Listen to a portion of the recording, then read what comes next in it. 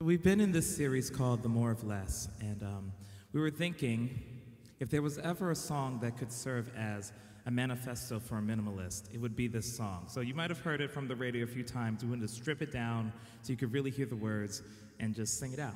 So here we go.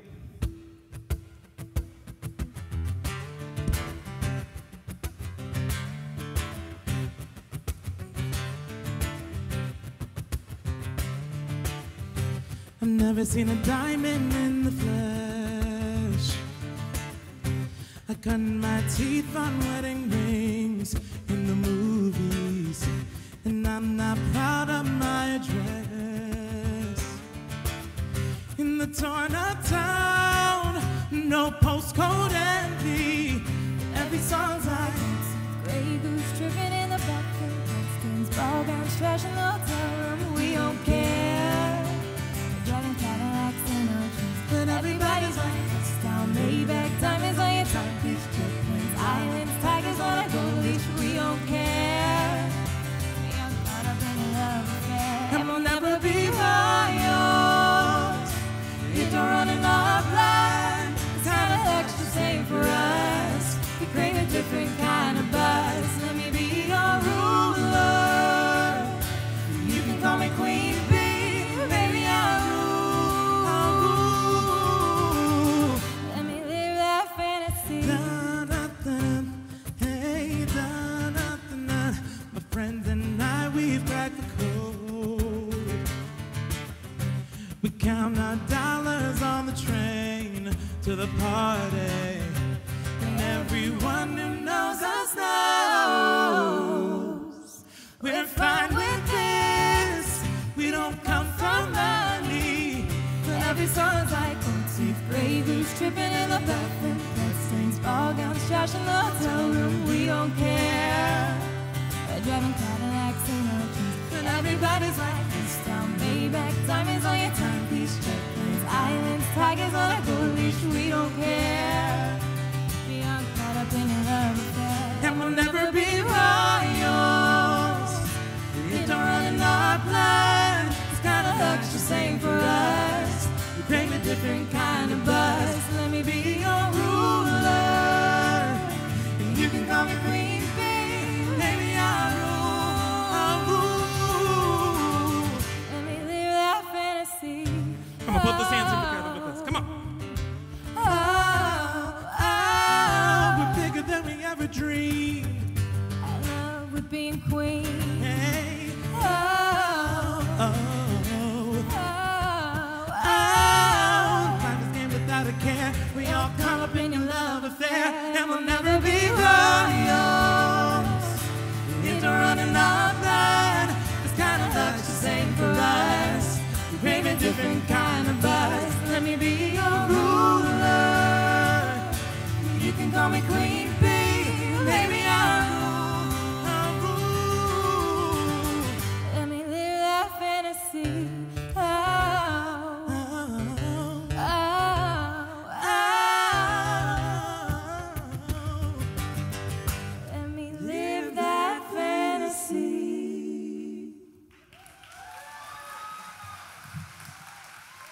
I'd like to welcome everyone here, especially those of you who are new and those of you who are joining us at our King of Prussia campus and online, wherever you find yourselves. I'd like to start out today by reading something from the great American philosopher and theologian Eric Carle, The Very Hungry Caterpillar. In the light of the moon, a little egg lay on a leaf. One sunny morning, the warm sun came up and pop! Out of the egg came a tiny and very hungry caterpillar. He started to look for some food, and on Monday, he ate through one apple, but he was still very hungry.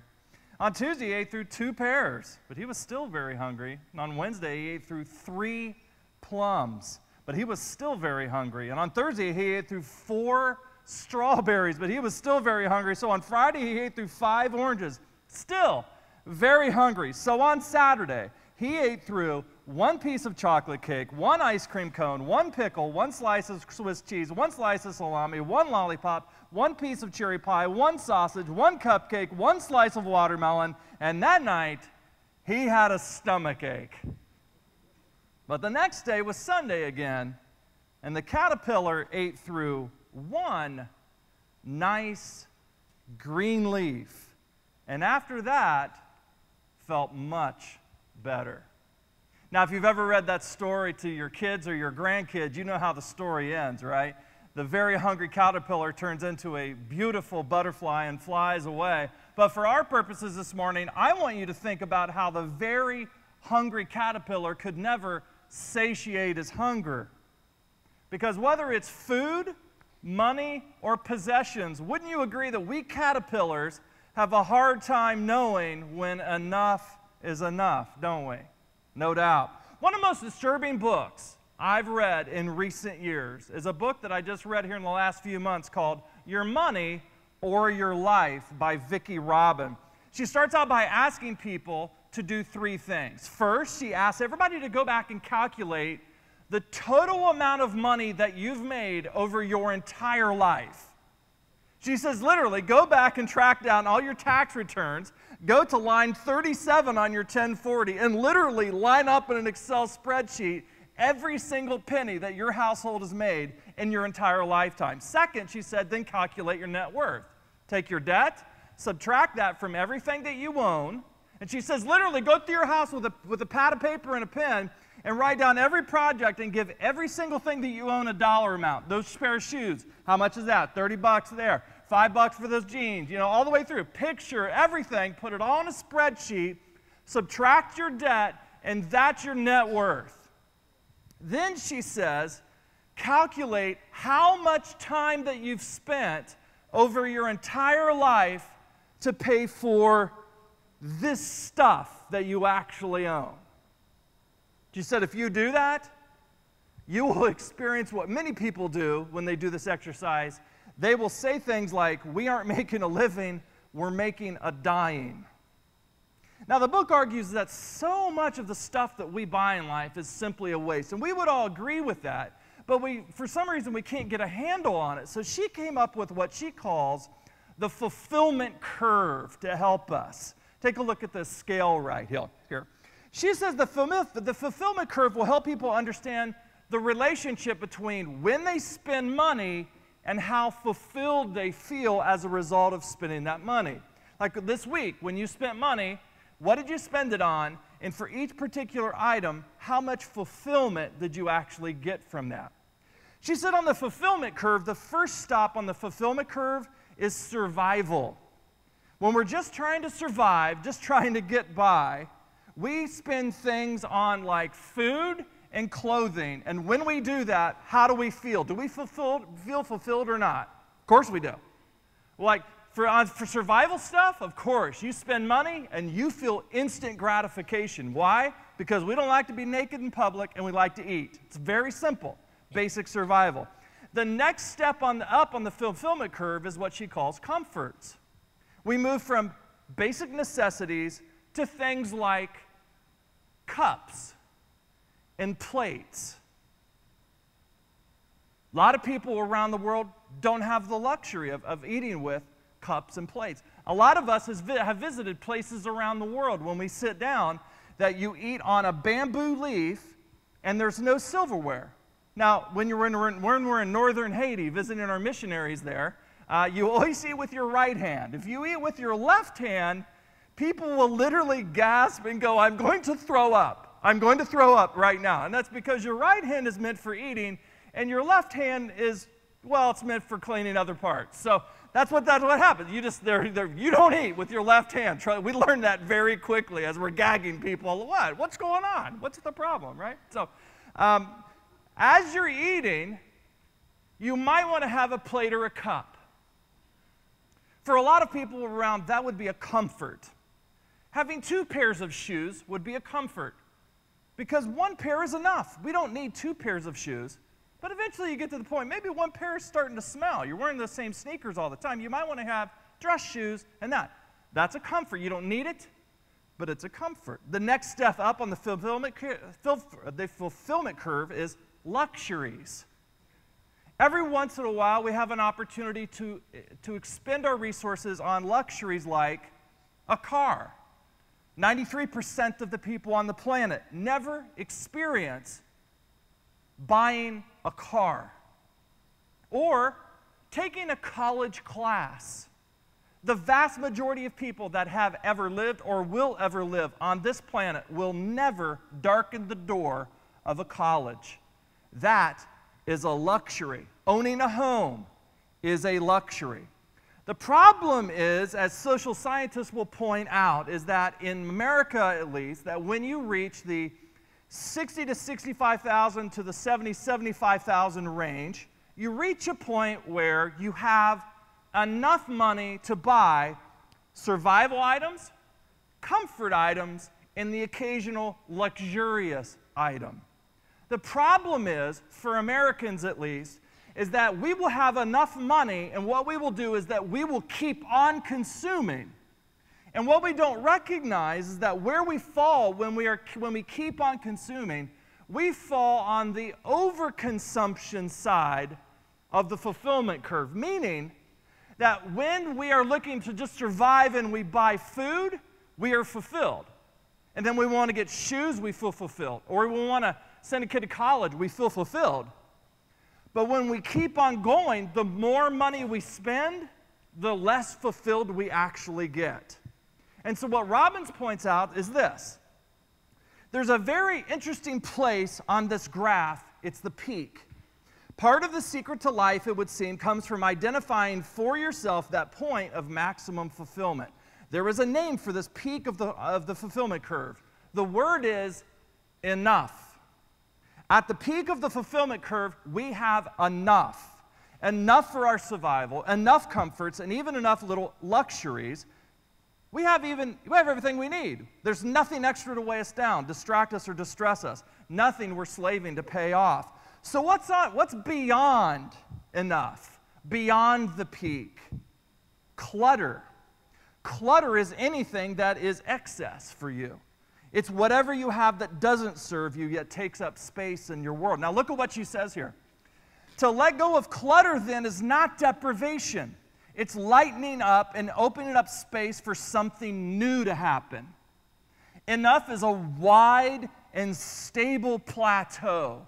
It is a place of alertness, creativity, and freedom. From this place, being suffocated under a mountain of clutter that must be stored, cleaned, moved, gotten rid of, or paid for on time, is a fate worse than death. So we're continuing today this series, The More of Less, and we've been wrestling with this spiritual concept, the concept of minimalism and simplicity. And we've been talking about our working definition of minimalism is basically stripping away the extraneous things in our lives so we can make room for God's best for us. And so what we've been doing is we've been wrestling with is how much is enough in all areas of our lives? How much is enough? And do we have the boldness to say, I'm not going to buy into what the culture is telling me. Enough is enough. First week we talked about less stuff, more happiness. I'm not going to ask for a show of hands, but how many of you have continued to declutter and to give away stuff? People at Goodwill are sick and tired of seeing my face. They're like, please, we get it. We get it, dude. Okay, stop with the bags of stuff here, right? We talked about less debt, more freedom. Every single week, taking a few minutes, I'm just finding more and more ways to cut this expense and this expense and this expense and this expense. Less distraction, more presence. We talked, how'd you do last week on the different challenges that we had? How are you doing on paying attention to the digital noise in your life? Well, today what we're going to talk about is less junk, more health. And so turn in your Bibles to one of my favorite passages in the Bible, Philippians chapter 4. And just wanted to let you know, for those of you who are brand new, there's always on the way in, there's always carts where you can grab a Bible. They're free. They're our church's gift to you. If you have a friend that doesn't have a Bible, take one home and bring it to work and give them that Bible. Also, if you're a digital person, you want to look at the passage on your phone, go to the App Store, download our church app. and then just type in Movie Church in the Google Play or the App Store, and it will pull it up, and just press the Bible tab. The passage will come up. Philippians chapter 4 is an interesting passage, and let me just tell you a couple things about it that will help you understand the shape of what's going on here. It's not even a book. The book of Philippians is a title we have given it. What it is it's the world's most famous thank you note. I don't know how many of you are good thank you note writers, if you write them by hand. There are a number of people here in our church that are just great thank you notes. Leanne Stolpe, if you know Leanne Stolpe, great thank you note writer. And the Apostle Paul was always in the habit of dictating to people. In the Roman world, it's called an amanuensis. He never wrote his own letters. And there's always a debate of why he didn't write his own letters. But he would always dictate his letters to people. And this was a letter that he had dictated, and it was written to a church in the Greek town of Philippi in northern Greece. Philippi is an interesting town. It's named after the King Philip of Macedon, of the northern part of Greece. And it was inhabited by, and it was a really great trick the Romans had. How do you get people to come and fight for your army? You take the loot that you get when you conquer other lands, and also you give them land that you conquered. And so what would happen is that they would repopulate cities with commanders in the military, and that's what Philippi was. It was a place where Romans just sent a whole bunch of Roman military people to come and live. Anyway, so it's an influential place on an important road through the Mediterranean world. Paul starts a church there. And after he starts the church, he leaves. Doesn't go very well, but it gets a start. Starts to grow a little bit, starts to get strong. He goes on and he's planting churches all over the Mediterranean world, lands in prison. While he's in prison, word gets back to the church in Philippi, hey, Paul's in prison. Now, the difference between Graterford prison and these prisons is there wasn't a meal plan. There wasn't a doctor there giving you a physical and check it up. There weren't a Bill of Rights protecting you even in prison. And so you were lucky to get food. You were at the mercy of the jailer if he was going to feed you or not. If he had to give you any of his food, trust me, you weren't getting any of it. So the Apostle Paul's wasting away in jail. The church in Philippi finds out about this and says, no. Paul started the church. We love Paul. They took up an offering, and they sent the offering all the way across to Rome with a guy named Epaphroditus. Now, if you're expecting and you know it's going to be a boy, great name for a boy. Epaphroditus. Come on, let's populate the nursery with Epaphroditus. I tell you what, the Apostle Paul had a man crush on Epaphroditus. He loved this guy. Epaphroditus shows up in prison with a bunch of food. The Apostle Paul looks, he's like, dude, reaches out, grabs him, hugs him. The dude giving him a big bear hug right in the middle of this prison. Turns around and sits down. He's like, Epaphroditus, man, I thank you so much for what you're doing for me and bring me the food. How are things back at the church in Philippi? Epaphroditus tells him, man, things aren't going so well. People are suffering. They're losing their businesses. They're being ostracized. People are basically treating them very poorly because they've come to faith. Paul said, that's it. First, some of this food that you have, let's give it away to some of these other prisoners. And now grab a pen and paper, and I'm going to dictate a thank you note to the church. Now, giving a preacher a pen is like that kid's book when you give a mouse a cookie. Because they'll turn a thank you note into a sermon in the drop of a hat. And that's exactly what Paul did. And so he dictates this little note that becomes this long sermon that Epaphroditus goes and reads to the congregation. In fact, at the beginning of it says, I thank my God every time I remember you. And then later on he says, I think it's necessary to send back to you Epaphroditus. And look at the way he talks about it. My brother from another mother, my coworker, my fellow soldier. I love this guy. I love Epaphroditus. Thank you for sending him to me. But I'm sending him back to you now. So Epaphroditus is now reading this letter to the church. And at the end of this thank you note, the Apostle Paul says this. He said, I rejoice greatly in the Lord that at last you renewed your concern for me. Indeed, you were concerned but had no opportunity to show it. I'm not saying this because I'm in need. Let me just pause here. Where's Paul? In prison. Does he have any food in prison? Are his needs taken care of? No. That's why they came. He's sitting in prison and he's saying, I just want to let you know, I'm okay. I'm not in need. For I have learned the secret to be content, whatever the circumstances. I know what it is to be in need, and I know what it is to have plenty. I have learned the secret of being content in every situation, whether well-fed or hungry, whether living in plenty or want. I can do all this through him who gives me strength. Now, what's the secret? What's the secret the Apostle Paul says? The secret is, I have learned to say, enough. I'm good. Epaphroditus, I'm good. All this food that you brought, I don't need all this. I'm not going to go give it to her and go give it to him and give it to the jailer and give it to the other jailer. But they're beating it. Doesn't matter. Go give it to the jailers. Go feed all these. I have enough right now. I love the message. I love the song. I love that song. I love that version of Lord's song. My friends and I have cracked the code. What's the code, right? We count our dollars. Instead of going on a limo to this Hollywood party, we're going to count our dollars on the train, and everyone knows we're fine with this. Because while they're singing about jet planes, islands, tigers on a gold leash, we don't care. We don't care what our culture is telling us that we need in order to be whatever we're not. We are perfectly content with what we have. You know what's funny about this verse, Philippians 4:13, is that someone will go through a difficult situation and they'll share with another Christian, hey, I just want to let you know, I'm really nervous. Can you pray for me? Because I'm getting ready to take a test. I'm really nervous. Can you pray?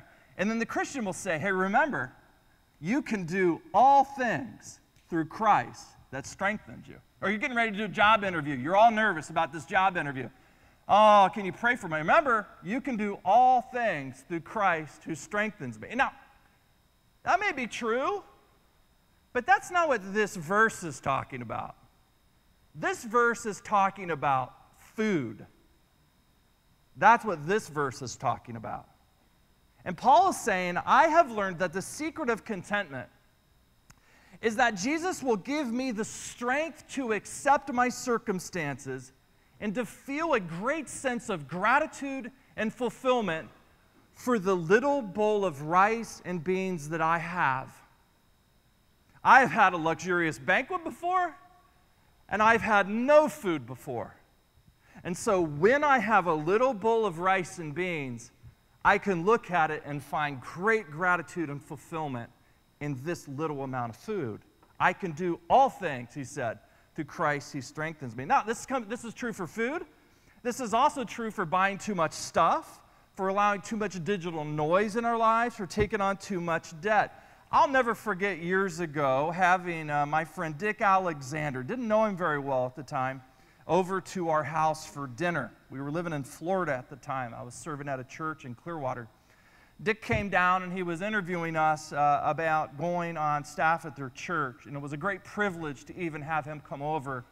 He is one of the greatest pastors in this country that you've never heard of. Hands down, if I was to make a list of the greatest pastors of the last 50 years, Dick would be in the top 10. So it was a privilege to have him in our house. Dick came over for dinner, and Lisa had prepared an Italian meal, and we had a salad beforehand. And I just remember Lisa saying, Dick, what dressing would you like on your salad? And Dick was like, you know, the spinach and the lettuce, it's good enough. I don't need any dressing. And I thought to myself, what kind of nutball doesn't put dressing on their salad? That's the weirdest thing ever. He just sat there and ate the lettuce. Weirdest thing ever. So through the years now, I've had an opportunity to be in many, many, many different meals with Dick. And every single time I've noticed, now there are a few things you need to know about Dick. Dick is probably about 20 years older than me. He's always been in good shape. I wouldn't say he's like muscular and ripped like me, but he's in good shape. But whenever he sits down to a meal, I've never one time seen Dick overeat. Now, I talked to him a little bit about this, and for him it's a matter of discipleship, of not overeating because of people who don't have enough. For him, he's very conscious. He's like, listen, I want to overeat just like everybody else. I'm just mindful of all the different places around the world where people don't have enough to eat, and I'll just stop. That certainly has not been true for me over the years. I've always carried extra pounds after graduate school. fact, 2 years ago, fresh on the heels of a shoulder surgery and a back surgery and having them cut off an inch of bone in my scapula and dealing for 2.5 years with a rare neurological condition that caused extreme pain in the back of my head, so much so that they put me on epilepsy medication for a season. It was the worst period of my life, and I had already had extra pounds, and I ballooned and gained a ton of weight. So in the fall of 2015, I said, that's it. When the new year starts in January, I'm going to make a lifestyle change. And I've tried all the different fad diet. I've done all that stuff. So I went to the gym where I work out, and I said, I need to hire a trainer. And they said, you need to talk to Drew because he's a family guy with kids like you. We love Drew. And I'm like, no, you don't understand. I don't want Drew. I want the mean guy that's going to scream at me, right? I need the bodybuilder, which I now have. My trainer is a bodybuilder. He will just run me into the ground. He's a wonderful guy, but he's not Drew. And I said, I'm going to go to a dietitian. I want to learn the science of the way my body works. I'm going to take, in fact, the entire year of 2016 and just learn the science of my physiology.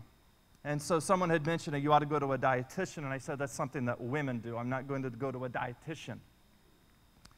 That's like Weight Watchers or, you know, I was not going to do that. I was completely and totally clueless about that.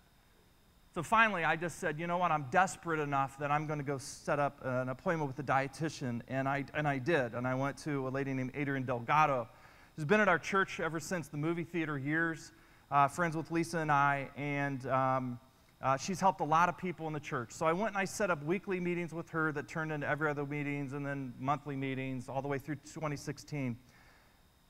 I sat down with her last week, and I wanted to talk to her so that she could share just a few things about listening to the way God made our bodies, about the natural function that our bodies will tell us that we have enough to stop if we'll listen to it, and how we crave real food. And so I just wanted to share some of what she said, so take a look. So Adrienne, thanks for meeting. I came to you at the beginning of 2016. I weighed 274 pounds, I believe, and was absolutely desperate. And we sat down, and I was convinced I was not going to be able to lose weight in the back of my mind. You said in order for you to have a complete lifestyle change, so this is not just about one particular, a complete lifestyle change, I had to understand the way my body processed food. And you started talking about blood sugar and proteins and carbs and spikes and drops and that sort of thing. What was that? What exactly were you trying to get across? Okay, so the very first meeting, I think it's extremely important to talk about just that, the education piece. Too often people will come into my office and they just expect a meal plan. You know, like, I'm struggling, just tell me what to eat. So what I have to do is teach you how food works in your body so you can be in any situation with your family, at a restaurant, in a meeting, at a buffet, Christmas, and know exactly what to do in any of those situations. You told me when I eat, slow down. I'm eating too fast. In fact, so Lisa now tells me I eat like an old man. Why is that? There is a hormone in your body called leptin, and leptin's job is to send the signal from your stomach to your brain that you're full.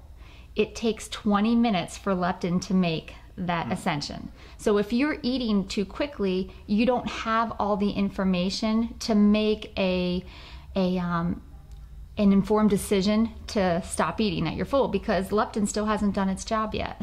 Diet Coke. You told me if I stopped drinking Diet Coke, I would lose upwards of 10 pounds, which is completely counterintuitive. The whole reason you drink Diet Coke is because you're getting sugar into your system. I did quit drinking Diet Coke. Haven't touched one since that first conversation. And as you remember, I quickly lost 10 pounds. Why? Okay, so those artificial sweeteners, they're chemicals. There's no nutrient value in them. And unfortunately, when people drink diet sodas or they drink any diet products, diet Snapples, or eat diet foods, it keeps that sweetness at the forefront of your mouth, your brain, and it makes you crave more sweets later on in the day. So yeah, sugar is actually 8 times more addictive than cocaine. All right? Okay, that's what it was. Yes, and so what happens is when you eat sugar, it becomes a short-term energy source. You immediately get satisfaction, but that satisfaction's fleeting. All right, when you constantly are eating sugar, your body becomes accustomed to that short-term solution. It's like a drug. You need your fix. And when all of a sudden you break that sugar addiction, your body has to turn now to your fat stores for energy. So if someone is watching you right now and they know they have a change to make and are hesitant to do it, what do you say to them? I would probably say just take one step forwards, all right? And that could be, maybe it's drinking some more water. Maybe it's starting to move and walking a couple days a week. Maybe it's coming to see a dietitian. You know, most people don't even realize that their health insurances, most health insurances, will give maybe up to 6 to 10 visits a year, just speaking to somebody and just saying, look, this is my lifestyle. I'm busy, I have kids, I'm running around. Can you just help me put this into a better framework? And that's what we do. That's our specialty. So no matter what you're doing, just one step forward will always be better than where you're at right now. So on Saturday, he ate through 1 piece of chocolate cake, 1 ice cream cone, 1 pickle, 1 slice of Swiss cheese, 1 slice of salami, 1 lollipop, 1 cherry pie, 1 sausage, 1 cupcake, 1 slice of watermelon. And that night he had a stomach ache. But the next day he realized, my strategy is not working, because the more I eat, the hungrier I become. And so he paid attention to where he was on the fulfillment curve and realized he was way on the other side of overconsumption. He wasn't just eating to survive. He wasn't just eating to be comfortable. He wasn't just eating luxurious foods. He wasn't slowing down and listening to the way God designed his body, to listen to it as it tells us when we're full, to listen to it when we want to, when we're craving good, nutritious food. And so he made a change. And the next day, on Sunday, he got up and decided to eat through 1 glorious, beautiful, nutritious green leaf. And after that, he felt much better, because that was enough. And so I don't know what God has been speaking to you about in this series. I don't know what extraneous thing you felt led to strip away from your life, whether it's excess stuff or excess debt or digital noise or empty food. But I think we all know the secret of making these changes.